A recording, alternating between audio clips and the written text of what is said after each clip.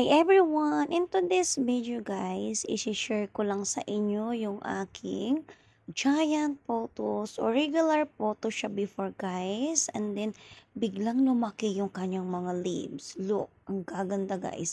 Pinapagapang ko siya sa bakod kasi gagawin ko siyang design. Pero naisip kong putulin ko na lang kaya para makapagparami ako nito. So, putulin na natin yung bandang dulo. Kita nyo guys, napakalaki ng kanyang stem. 'Di ba?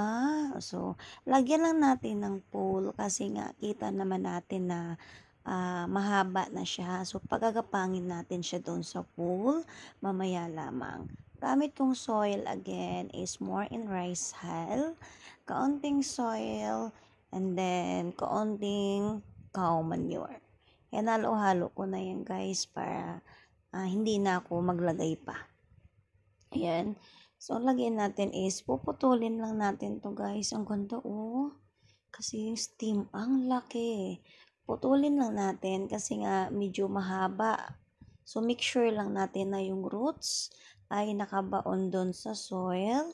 Guys, oh, ang ganda. At saka pansin nyo guys, ang ganda ng variegation na kulay yellow kasi naaarawan siya dyan. So, malaki talaga tulong yung naaarawan yung plants natin kasi lumalabas yung kanyang totoong ganda.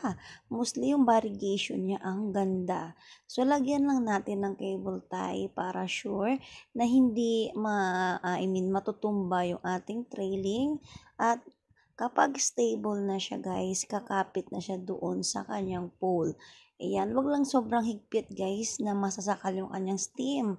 At baka naman mausog, liliit yung dahon niya. Kasi nagawa ko na yan before. And then lumiit talaga guys yung mga dahon ng aking trailing plants. Feeling ko nagtampo or nasakal ba? Sino ba naka-experience ng ganyan din? Ayan, dagdagan natin guys ng soil. Sisiksik natin para kapag nagdilig tayo, 'di ba pansin nyo? Kapag nagdilig tayo is bumababa yung soil. Mostly more in rice hull ito. So, bababa at bababa yung soil niya. Dagdagan lang natin hanggang sa kumbaga okay na yung soil. Diin natin kasi rice hull naman 'yan. Ayan. Hindi naman 'yan mahirapan kasi magaan lang siya, kumbaga maluwag yung roots para sa ating plants. Yan lang guys. Thank you for watching everyone.